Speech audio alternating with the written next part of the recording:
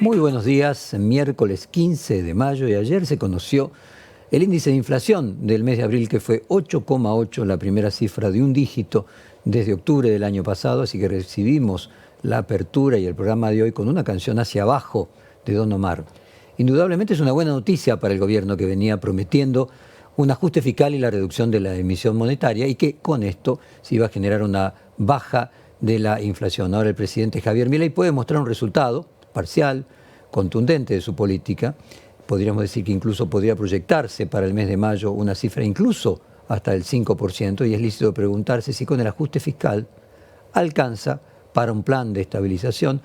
Por ejemplo, economistas como Miguel Ángel Broda, como Domingo Cavallo, plantean de que cuando se llegue al 5% se va a llegar a una meseta muy difícil de perforar, porque la inflación no solo es una cuestión monetaria, y para arreglarla con recesión habría que tener una recesión monumental durante mucho tiempo, sino también tiene un efecto inercial y que requiere de otro tipo de medidas muy lejanas a la filosofía del libertario, que tiene que ver con ciertos acuerdos y ciertas medidas heterodoxas, acuerdos entre los sectores económicos y medidas heterodoxas que, como decíamos, son muy lejanas a la ideología del líder liberal. Vamos a revisar en esta apertura cómo fueron otros planes de estabilización exitosos, pero primero vamos a escuchar dos audios que le pedimos a dos economistas que fueron consultados conociéndose el número del 8,8 de inflación, y sobre cómo tendría que ser el plan definitivo de estabilización y eliminación de la inflación. Recordemos que una inflación, por ejemplo, del 5%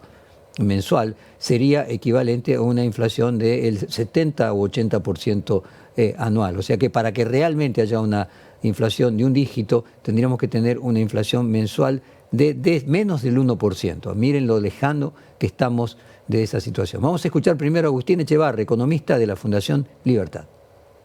Que mirar algunos casos interesantes. El primer caso interesante es la convertibilidad, que en la convertibilidad la inflación se redujo a un dígito en 18 meses y después terminó en cero durante 10 años, y ese fue un periodo muy rápido, y además en los primeros 2 años no solo se redujo la inflación muy rápidamente, sino que la pobreza bajó a la mitad. Se puede bajar simultáneamente la inflación y la pobreza. Eso sería equivalente en Argentina si hoy hiciéramos el programa de dolarización. Luego hay otros programas que son más duros, como el actual, que es un programa de dureza fiscal, y en esos casos tenés ejemplos como el de Israel o el de Japón, que tardaron 5 años en dominar la inflación, aunque, por supuesto, ya a partir del segundo año las cifras son mucho menores y ya la economía empieza a crecer. Uno podría pensar que el año próximo, con el programa actual, sería un éxito si la inflación bajara, digamos, a ritmos entre 20 y 30% al año y tuvieras un crecimiento de la economía de 5% anual. Y ya para el final del mandato vayamos a un dígito bajo anual. Ese sería un programa que yo consideraría claramente exitoso. 20-30% anual para el año próximo requeriría de que la inflación fuera menos del 2% mensual, o sea, sería menos de la mitad de lo que se supone que va a ser el piso al que va a llegar el gobierno, alrededor del 5% de inflación. Vamos a escuchar ahora a otro economista también cercano a las perspectivas del gobierno, en este caso Aldo Abrán, economista de la Fundación Libertad y Progreso. La razón por la cual los países vecinos tienen una baja inflación de un dígito por año es porque sus bancos centrales son independientes y priorizan darle a sus ciudadanos una moneda estable y confiable, y para eso producen exactamente lo que la gente demanda de su moneda. En el caso del Banco Central argentino, la gran mayoría del tiempo de vida que tiene, su prioridad fue producir todo lo que el gobierno le demande para cubrir sus excesos de gastos, lo cual lleva a que eso sea mucho más de lo que nosotros demandamos y nuestra moneda pierda poder adquisitivo fuerte y baje su valor y tengamos inflación.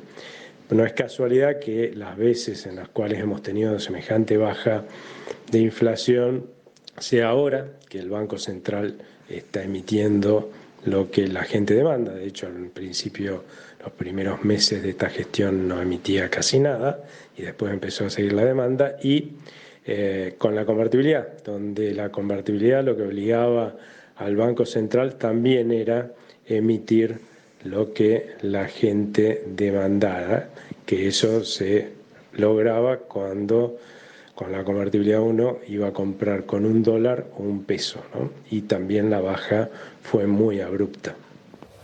Bueno, tomando estos audios como disparadores, vamos a hacer un recorrido. Primero de planes de estabilización de la Argentina y del mundo. Vamos a recorrer los dos casos más relevantes de la Argentina, que fue el plan austral durante el gobierno de Alfonsín y el plan de convertibilidad durante el gobierno de Carlos Menem. Y luego vamos a hacer un repaso por el plan de estabilidad de Brasil, el plan real, y dos repasos sobre el plan de estabilización de Israel. Vamos a hacer un repaso de estos dos grandes planes de estabilización, como mencionábamos, y vamos a escuchar ahora el momento en que se lanza el plan austral. Estamos hablando del día 15 de junio de 1985. Raúl Alfonsín dice: decidimos frenar bruscamente la inercia de la inflación.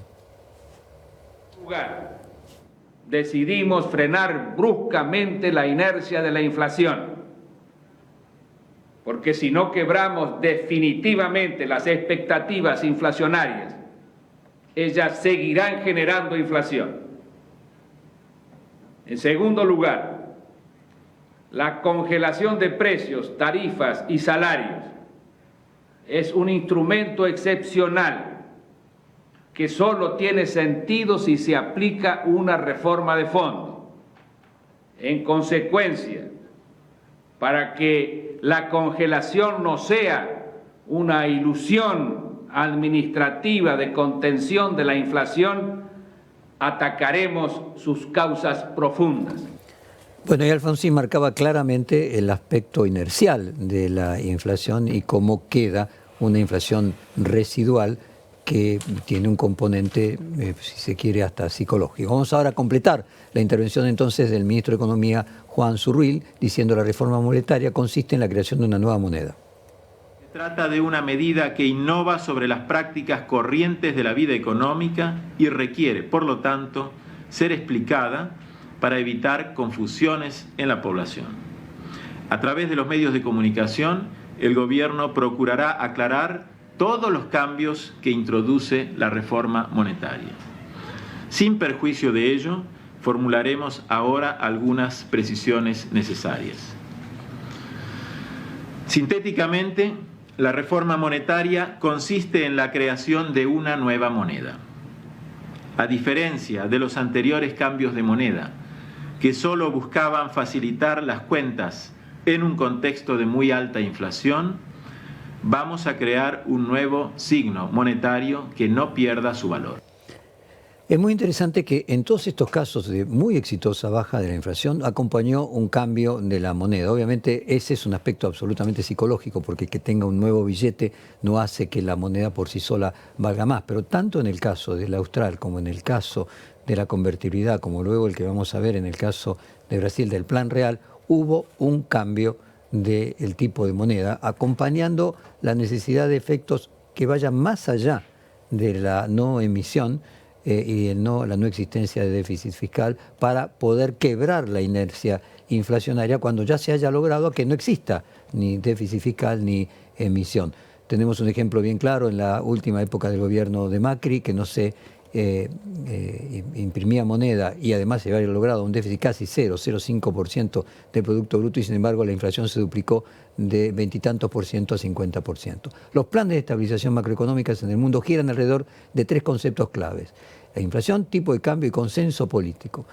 Cuando uno de ellos falla, los otros tienden a desalinearse. Por ejemplo, el plan austral, que tuvo un efecto inmediato en la baja de la inflación, luego de algunos meses se vio atacado por un rebrote inflacionario generado por la depreciación del propio austral frente al dólar y la creciente conflictividad social, los famosos 14 paros que la CGT le hizo al gobierno de Raúl Alfonsín. El gobierno de Menem asumió en diciembre del 89, en realidad asumió antes de diciembre, asumió con un anticipo de la entrega del poder por parte de Alfonsín a mitad de año, creo que en julio del 89, pero recién pudo controlar la inflación en 1991 con el plan de convertibilidad. O sea, le llevó 2 años a Menem, en una época que el mandato era de 6, así Menem tenía un poquito más de tiempo del que tiene Javier Milei. Vamos a escuchar la presentación del plan de convertibilidad del austral, o sea, convertir al austral en otra moneda, 19 de marzo de 1991, presentado por Domingo Cavallo. El Poder Ejecutivo Nacional ha decidido hoy enviar un proyecto de ley al Congreso de la Nación que dispone la convertibilidad del austral y que elimina todas las cláusulas y los métodos de indexación que se han venido utilizando hasta el presente. El austral, de acuerdo a este proyecto de ley del Poder Ejecutivo, va a ser canjeado por dólares cuando el titular de un austral se lo solicite al Banco Central a razón de 10.000 australes por dólar. Pero esta ley pretende establecer que es una obligación ineludible del Banco Central mantener permanentemente el respaldo en oro y divisas para el austral. Esto transforma al austral en una moneda que no se va a poder desvalorizar frente a las monedas extranjeras y que por lo tanto va a poder ser una moneda también estable en términos de los precios internos de nuestra economía, sobre todo ahora que nuestra economía va... Bueno, ahí teníamos a Cavallo hablando y la paridad peso-dólar pudo sostenerse por, primero, las divisas generadas por la privatización de una enorme cantidad de empresas públicas, al mismo tiempo también por el endeudamiento externo. Pero cuando la convertibilidad se hizo imposible sostener, hubo una brutal devaluación del peso, o si se quiere, un aumento del dólar de 400% y una devaluación del peso del 70%, y esto derivó en el gobierno interino de Eduardo Duhalde. Hace unos días, el expresidente del Banco Central, Miguel Ángel Pese, escribió un artículo en Perfil donde él planteaba que el problema de la Argentina era la falta de exportaciones. Es decir, si Argentina exportase mucho más, tendría el suficiente superávit comercial, o sea, habría más exportaciones que importaciones, lo que generaría una cantidad de dólares que generaría en sí mismo una ancla fundamental para generar que una convertibilidad, por ejemplo, o una eventual dolarización, o simplemente que ninguna de estas dos medidas sea necesaria, pero la gente confíe en el peso. Además, la paridad peso-dólar en la Argentina generó que muchas pymes no pudiesen competir con las grandes empresas extranjeras, tuviesen que cerrar por las importaciones, lo que hablamos en cierto momento ayer de la enfermedad holandesa, si solamente se exportan materias primas y en eso somos muy competitivos, pero al mismo tiempo abrimos el mercado totalmente y no son competitivos las pymes que fabrican productos del mercado interno y estos se pasan a importar, luego lo que se produce es que no hay trabajo para una cantidad muy importante de los argentinos. A diferencia de Alfonsín, Menem había generado un consenso mayoritario en la sociedad alrededor de la convertibilidad. Esto explicó de alguna manera por qué el austral sobrevivió 2 años, mientras que la convertibilidad sobrevivió 10 años. El problema del tipo de cambio insostenible tiene que ver con esto que mencionábamos recién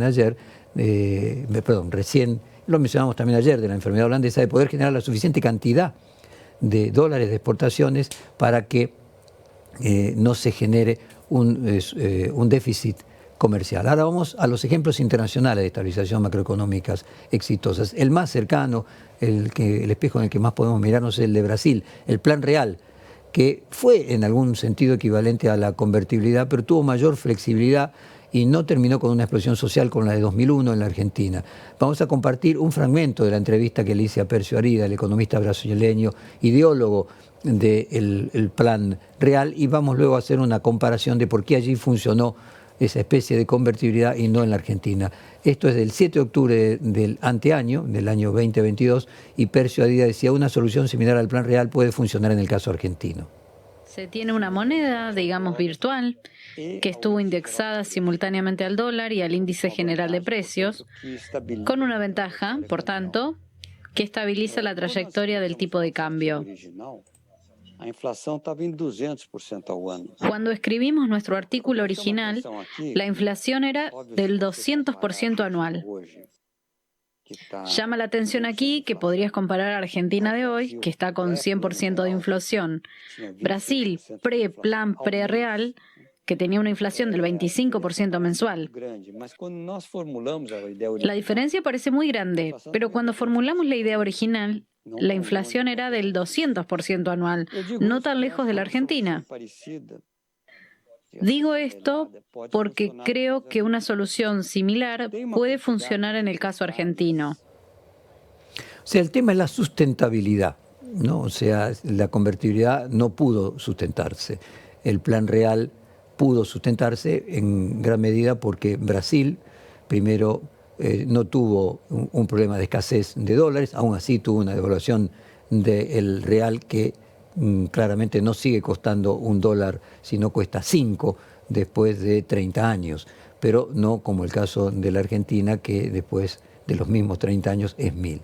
Tal vez el plan más espectacular de estabilización fue el israelí, que bajó la inflación de 400% anual a 20% en 4 meses. Vamos a compartir un fragmento de entrevistas que les hicimos en este mismo programa al economista israelí Manuel Trachtenberg y en Periodismo Puro al historiador Renan Rein para poder analizar mejor ese caso. Vamos primero a Manuel Trachtenberg, 13 de julio del 2022. Él decía, para terminar con la inflación hay que convencer a todos de que se puede lograr. Las cosas que mantienen a la inflación y la empeora es cuando la gente tiene expectativas de que la inflación va a seguir porque no cree que los gobiernos la pueden solucionar. Y esa creencia de que la inflación va a seguir la alimenta la inflación, porque entonces vos no querés retener dinero que te pagan, sino querés gastarlo rápido porque tenés la expectativa que los precios van a subir, y eso fomenta a la inflación. Por lo tanto, convencer a la gente me refiero a todos, a los industriales, a los consumidores, a los gobernantes, de que se puede solucionar y que hay que solucionarla, porque como dije anteriormente, es uno de los problemas, las enfermedades peores que una economía puede sufrir. Y ahora vamos a compartir un fragmento de la entrevista al historiador israelí Renan Rein que realizamos en el programa Periodismo Puro. Esto fue el año pasado, en agosto del año pasado, y él dice, para poder enfrentar un periodo de hiperinflación hace falta un pacto social. Para poder enfrentar una crisis económica de este tipo o un periodo de hiperinflación, hace falta un consenso mínimo de los distintos sectores sociales. Hace falta un pacto social, si quiere. Y cuando una sociedad está muy dividida, muy polarizada, le cuesta conseguir un consenso acerca de cualquier tema, cualquier política. En el caso de Israel, efectivamente, a partir de mediados de los años 70, ya después de la guerra de 1973 y la crisis del petróleo, empezó un proceso inflacionario que llegó a su cima a principios de los años 80. En el año 84, si no me equivoco, teníamos 500% de inflación anual. Y solo con un gobierno de unidad nacional y un pacto social entre el gobierno, la Confederación General de Trabajo, ahí se llama la Histadrut, y el patronal, logramos una política económica que dentro de algunos meses consiguió bajar en forma gradual la inflación, hasta que en décadas posteriores Israel ha tenido una inflación menor a todos los países desarrollados. Bueno, finalmente los tres conceptos de los que hablamos al principio de la apertura, quienes analizan el caso de estabilización económica más importante de los últimos años, resaltan sobre todo que hace falta consenso social. Evidentemente este no es un gobierno de consenso, pero sí tiene la voluntad de convocar a un escenario de acuerdo que es el del Pacto de Mayo. Pensamos al titular la apertura de hoy, sí, lo que podríamos decir es que baja la inflación y baja el consenso, o baja la inflación y baja el consenso. Si podemos tomar la posposición del Pacto de Mayo como una demostración de que el gobierno está dispuesto a llegar a consensos, o por el contrario, lo que vemos es una falta de consenso entre el gobierno y el legislativo. Vamos a ver, por ahora lo que parece claro es que se pospone el Pacto de Mayo y en este momento, en esta instancia, está pasando por un momento complejo. Vamos ahora al fragmento en el que el ministro de Interior, Guillermo Franco, que prácticamente podríamos decir el gobierno de Guillermo Franco, porque es él el que está al frente de todas las negociaciones que puedan hacer posible el plan de gobierno de Milei, admite que puede postergarse el Pacto de Mayo. Esto obviamente fue ayer, como siempre en los pocos medios en los que hablan los funcionarios de La Libertad Avanza, en radios son Radio Rivadavia y Radio Mitre, y en televisión en La Nación Más y en TN. Vamos a escuchar entonces a Guillermo Francos, que anticipó la posible postergación, que ya está confirmada, del Pacto de Mayo. Los senadores son los que fijan el ritmo de las sesiones. Puede ser que algunos senadores no estén proclives a terminar esto para el 25 de mayo. Puede ser, eso tampoco me parece tan importante, ¿no? Si se termina bien y si no se termina, veremos qué hacemos con el Pacto de Mayo, si lo hacemos en mayo, si lo postergamos o si lo hacemos sin que esté tratada la ley, ¿no? Depende. O sea, yo creo que son decisiones que se tomarán en el momento que sepamos cómo termina. Esto es una película de suspenso, no se aprueba, se llega, no se llega. Bueno, como se ve ahora, no sería tan importante de que el pacto estuviera antes del 25 de mayo, de la misma manera que tampoco era importante en el momento que decidieron sacar la discusión de la ley bases de las extraordinarias. Vamos ahora al propio Javier Milei, también ayer diciendo las reformas estructurales tarde o temprano las vamos a hacer. ¿Las reformas de este gobierno están inspiradas en Menem? La reforma de Menem fue la reforma más grande de la historia. Solo la ley bases es 5 veces más grande. Si le sumás el DNU, 8. Y te aviso, el total que tenemos pendiente son 3.200 más. ¿Se puede postergar el pacto si no se aprueba rápidamente? No hay problema, digamos, las reformas estructurales son para el largo plazo. Por lo tanto, si no es en mayo, será en junio o en julio. Pero las reformas estructurales tarde o temprano las vamos a hacer. Bueno, finalmente, las reformas estructurales las vamos a hacer, independientemente de que se apruebe la ley bases, en el plazo que nosotros querramos, y la idea es que si se aprueba una reducida y corregida a esta pasteurizada ley base respecto a lo que se mandó en extraordinarias en ordinarias, y si luego se termina aprobando otra aún más reducida, el presidente sostiene que en el futuro se harán nuevas y, como dijo, tiene 3.500 más para agregar. Corolario, lo que hemos visto hasta ahora es que la inflación definitiva de un dígito, que es muy distinto a tener una inflación de 5% mensual, que es lo que se pronostica que podría llegar en el segundo semestre de este año a lograr el gobierno de Javier Milei, es difícil y requiere consenso para que además sea sustentable. Veremos cómo Argentina logra, por un lado, la baja de la inflación y por otro lado, la suba de los consensos. Por ahora nos animamos a plantear nuestra apertura del día de hoy, día 157, baja la inflación y se demora el pacto, no sabemos si sube o baja el consenso. En cualquier cosa, buena noticia, bajó la inflación a 8,8% el mes pasado, se presume que este mes va a ser alrededor del 5%,